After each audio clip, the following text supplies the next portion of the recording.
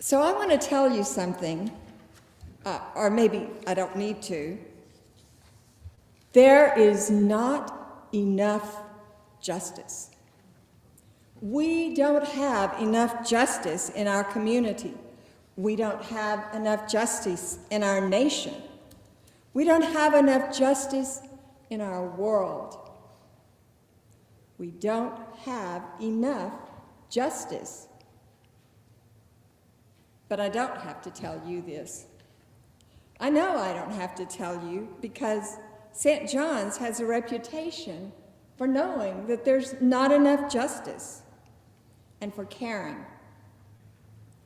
I've heard about this church for years, and you have shown your love of justice for years. You host the El Buen Samaritano mobile food pantry here. You share your community garden. You have a group that has focused on racial justice and bringing about beloved community. Your choir has supported the efforts of the Health and Justice Advocacy Network with that beautiful hymn singing for our Day of Hope service following the election this year. And all of that, everything I've named, is just stuff I've seen since I've been living here in Austin for a little while. You have sought justice in so many ways throughout your history. And I know that many of you individually work for justice in your daily lives. You know that there is not enough justice, and you care. Now that's especially relevant today as the nation prepares to celebrate Martin Luther King Jr. Day tomorrow. Dr. King cared about justice. He marched and preached, he taught, and went to jail, all for justice.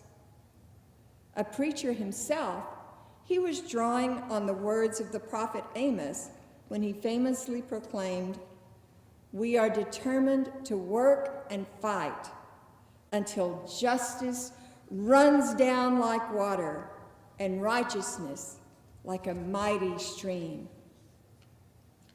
Dr. King worked for justice between the races. He worked for economic justice. He led demonstrations for a just peace in war-torn Vietnam. And on the very day he was martyred, he had led a march for justice for garbage workers.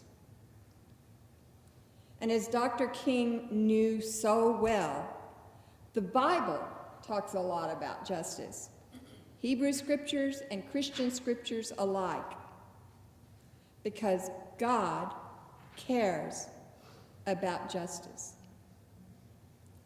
But the Bible teaches us not only what God cares about, but how God goes about working in the world to accomplish God's purposes. Especially in the Gospel of John, which we've just read, God reveals the way God works through the signs Jesus does. Other Gospels call these miracles, but John wants it to be very clear that these are signs through which we can come to understand. In a way, each of Jesus' signs takes some way that God works in the world and concentrates it into one moment, one story, one act, so that we who sometimes have trouble seeing God at work in the world, we can see a picture of how to look for God's work in the world. So let's look at today's story about the sign Jesus gives at the wedding in Cana. It's especially important because it is Jesus' first sign. Firsts are always worth noticing, aren't they? Jesus and his mother, along with Jesus' newly called disciples, have come to a wedding in a village near their own. They're probably part of the extended family of the bride or the groom. Weddings were not just one simple ceremony in that day. The celebrations lasted for days because it took people days to get there sometimes. So they went on for days, offering hospitality and generosity to all. The best food and wine were served at the beginning. That's while people's appetites and taste buds and consciousness were still fresh. The Bible, the scripture says, before they got drunk. As time went on, then other things would be brought out, the leftovers, the scraps, the whatever would satisfy people's needs, but they weren't paying that much attention. And the cheaper wine was served at the end. But at this wedding, a disaster happens. They run out of wine. There is no wine. Jesus' mother, Mary, hears this, and she goes to Jesus and says, "Son, they've run out of wine." Oh my gosh, this brings dishonor to the family, and who knows what it brings to the people who want some more wine. Jesus listens to her, but he says, "Well, I'm not the host. I'm not the steward. Is the wine my job?" And he knows what she really wants. She wants him to use something, some power that she must have seen over the 30 years she's lived with him. Something, we don't know what. Maybe she's still remembering the promises of the angels, right? Maybe she just knows. But Jesus says, "It's not my time yet, Mother." Maybe he knows that once he shows his power, his physical time on earth will be short. Don't know. But Mary, she knows her son well. She says to the servants, "Do whatever he tells you." Do whatever he tells you. So the servants go to Jesus, and he tells them to get 6 empty stone jars that are standing nearby. These are big jars. They each hold gallons of water, maybe 50 to 70 gallons each. He says to the servants, "Fill the jars with water." So they do. They fill them to the brim. And then he tells them to take a scoop of the water to the steward in charge of the banquet. But the water they take is now wine. Very fine wine. The best wine of the whole banquet. And there are now gallons of it.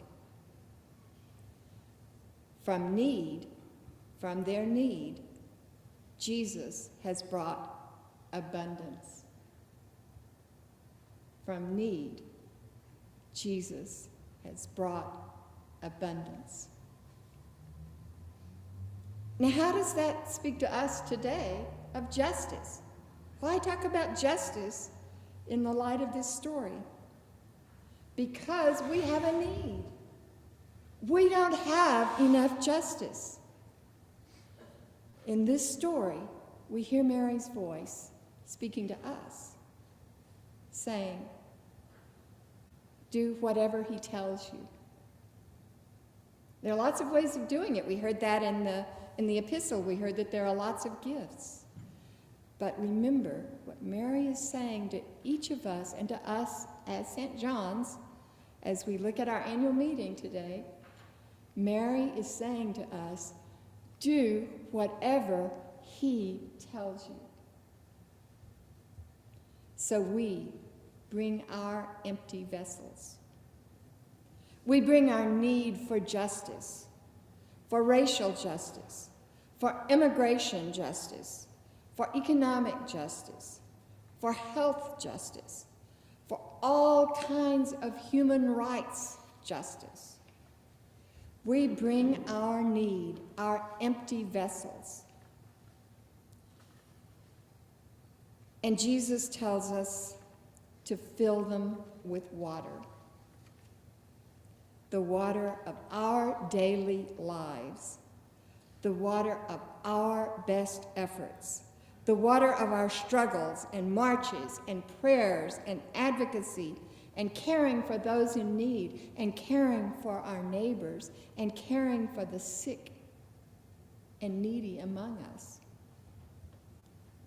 We bring our best efforts, the water of our own humanity, and we pour the water into the empty vessels of need because there has not been enough justice. And Jesus turns all this into the justice we seek, the justice we need, the justice we long for and desire for our neighbors far and near. Through the water of our lives and efforts, Jesus is turning the world's emptiness into the full red wine of justice, pouring down from the hills, making the empty full, the thirsty satisfied, the world more just. We may not see or taste this justice all at once, as the people at the wedding in Cana saw the wine. But remember, this story is a concentrated picture of what is happening long term with God. That is the sign Jesus gives us. He is turning our sorrow into rejoicing, our longing into fulfillment, our injustice into justice. That is what Jesus does. That is what God has always been doing. Jesus has given us a sign. In one brief moment, he has shown us the long arc that bends toward justice. So today and tomorrow, and after that, we can stand with Martin Luther King Jr. on the hill of Scripture, and we can see somewhere in the distance the time of justice coming, the time when all God's children will be free, when all God's children will live together in peace and mutual support, and so we can journey on, bringing our empty world to Christ, pouring the water of our lives into the need, trusting God to transform it into the glory of justice, the glory of Jesus Christ. Thanks be to God.